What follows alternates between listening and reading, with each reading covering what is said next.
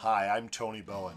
Well, welcome back to my January update on the area where I've been using the deep pour water from Woodland Scenics. When I had my December update, I basically had poured all the water in the area, had put the aluminum foil on it for about a 24-hour period to keep any dust particles in that, and so we're going to reveal what it looks like now. And I'm also going to take you over to the other side of the layout and show you what my plans are as we move into February for that area. So I hope you'll stick with me and watch the progress that I'm going to hopefully do on the layout.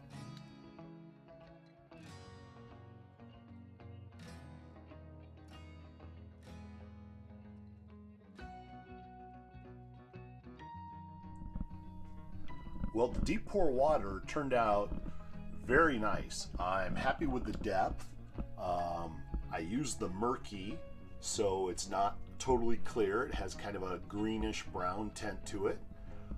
The fisherman lines I put in right away after I had poured the deep pour water. The canoe here in the background, I started to put it in right away, thinking that, it would look like it's recessed into the water. The problem was, unlike a real canoe, as soon as I put that canoe in, it wanted to sink to the bottom. So I followed the recommendations and waited about 4 hours, and the deep pour was then tacky enough that it would be recessed into the water, but it wouldn't allow it to sink all the way down. So highly recommend kind of waiting that 4-hour period before you're trying to put anything like boats and that in there. The fishing lines, no problem, because I did want those to, kind of sink in and that.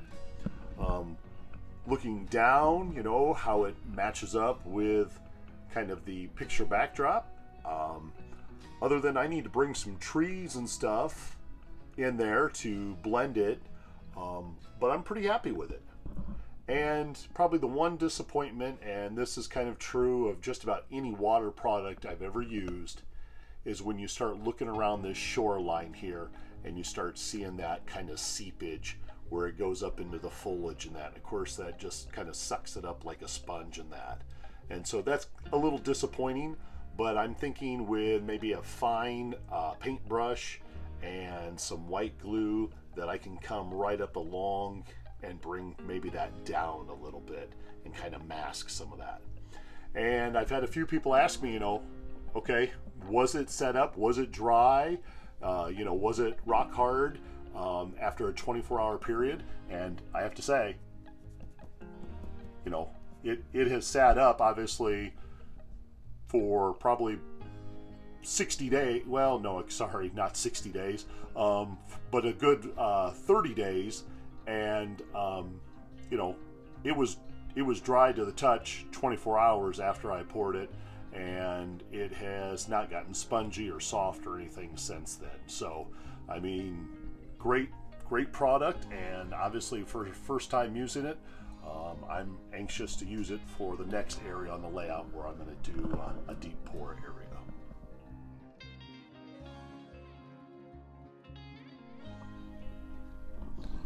All right, just a review of the area. This is Big Bear Creek, and so we have the main line of the railroad in the background, Highway 6 in the foreground.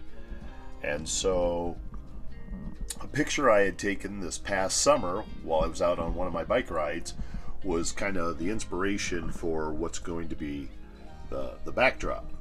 And so having poured the small area with the deep pour, I realized I probably need about 1.5 boxes, if not 2 boxes, of the deep pour water. Not so much for the depth of this area, but for the width. The width of this area is roughly about 16 inches wide. There's some areas where it narrows down to about 14, but for the most part, it's a good solid 16 inches wide. And it's obviously a foot in depth from that. And so 1 box isn't going to be enough, but 2 certainly should get me where I want to be. And so I have backdrops that I'm going to work on first for this area. Before I can also pour the water in this area, there's a couple things I want to do that won't be able to be done once the water's poured. One would be the Rix Highway 6 bridge. It is basically put together, but it has not been painted in any kind of fashion other than the molded gray plastic that it's in. And so I obviously would like to airbrush that and weather it up, because once the water is poured and it gets set down into it, that bridge isn't going to come off. Or I should say the decking might, but the piers, they're probably going to be there forever. The railroad bridge isn't quite as bad. I can pull it apart at either end and pull it up off the piers and that. But both of those bridges I would like to paint up, and obviously the piers and the abutments also weather those up well before any water is poured. So my progress for February is to kind of move in towards what the backdrop is going to look like, and weathering up the piers, and then obviously getting some paint and painting up the two bridges, because the deep pour water, that's going to be easy enough to pour once I get it. The other thing I do need to remove is I put some canoers down there just to get an idea where I might place them. Another little fishing boat back there. We've got another fisherman and canoe. And then Woodland Scenics also makes this little dock and boat. And I think I'm going to have to get a piece of styrene and maybe build that up a little bit, because if I leave it at that level, once I pour the water, that whole deck is going to be basically covered. So that's going to need to also stand up a little bit too. So looking at the backdrop, this is the photo I took this past summer and was kind of the inspiration for the backdrop for this area. My daughter, who's a photography major, said she'd be glad to help me with it. And looking at some things that would really be distracting to the eye, the one thing I noticed was the reflection, because I won't have near that reflection from the model railroad part. So I had asked her, I said, hey, is there any way that you can come right along the bank here, all the way to the back, all around this other side, and just get rid of the reflection? Yeah, no problem, she's told me. And so we did that. Well, then the next thing I looked at after I poured the deep pour murky water up above is saying, hey, this here looks a little too blue. And my fear is that the murky stuff that's kind of that brownish green, as soon as it hits this, it's not going to look so great.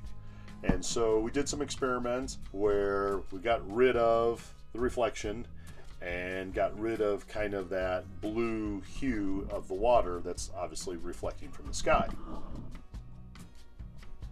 And as a result, we've got this that is a little darker than I want, but to be quite honest, once this picture is scaled down a little bit, I don't think it's going to be quite so bad. So there's no reflection here. We have the regular tree line coming in. Gives me a great spot where I can, kind of splice it so that if I need to make the river a little wider, I wanted that option, and then I can continue with the bank. The other thing that I have to keep in mind is up here along the tree line, everything on the tree line north or upward in the picture of the skyline is going to be gone, because I'm going to use the essential color of the backdrop already. And so there won't be that kind of darker blue in this picture compared to what I already have. So we're going to see what that looks like when I just kind of experiment. These were just photocopy paper, nothing fancy yet.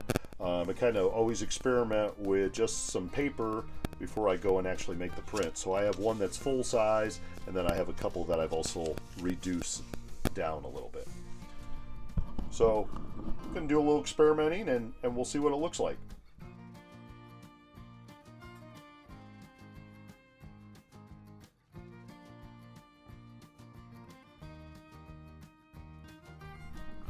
All right, so the one thing I notice, and it's obviously very obvious, is there's way too much water at the bottom, which is fine. That's easy enough to crop and cut out. So I will probably take a straight edge and from about here all the way across the picture, cut that out. So obviously the bank matches up more in line with the bank on the model.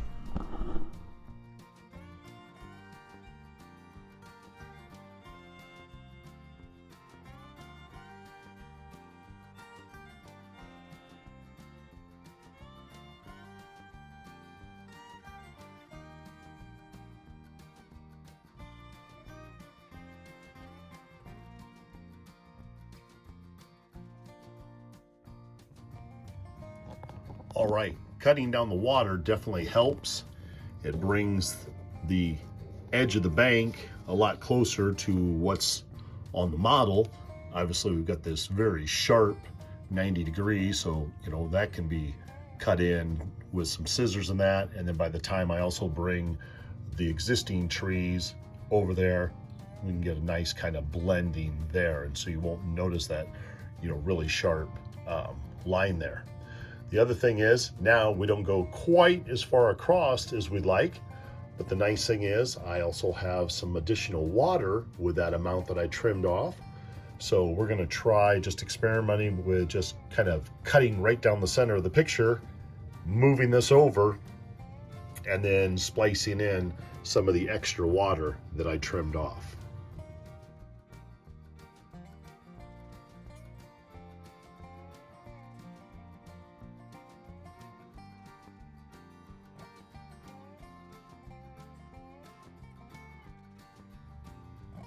All right, this is just a quick,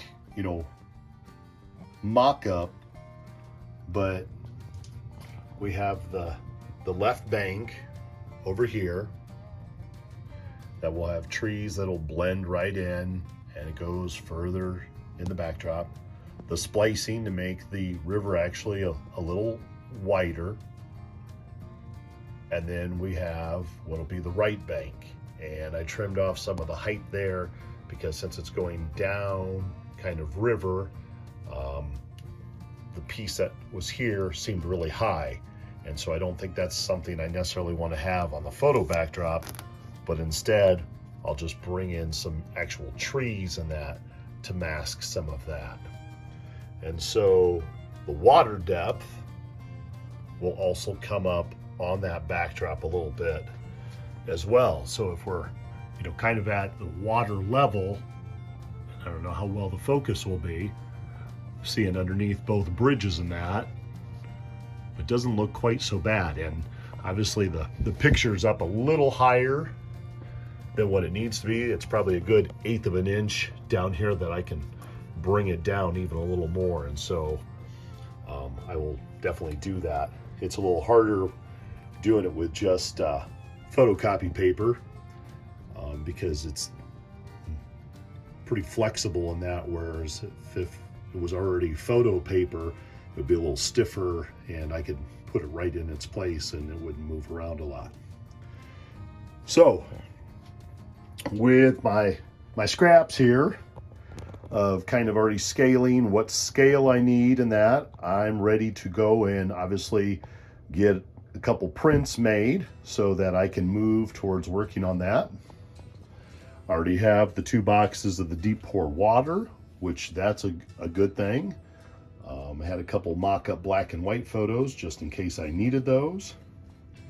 But the other thing is I need to get myself to a hobby shop and get myself some paint as well so that I can get these 2 bridges painted up. So that's kind of the progress of where I'm at right now and the kind of things I need to take care of before I can do the next pour. So looks like getting photos ordered, getting the bridges painted, and then just some little stuff like, a little styrene block to bring that up, and the weathering of the piers and that, anything that I won't be able to take care of once the water's done.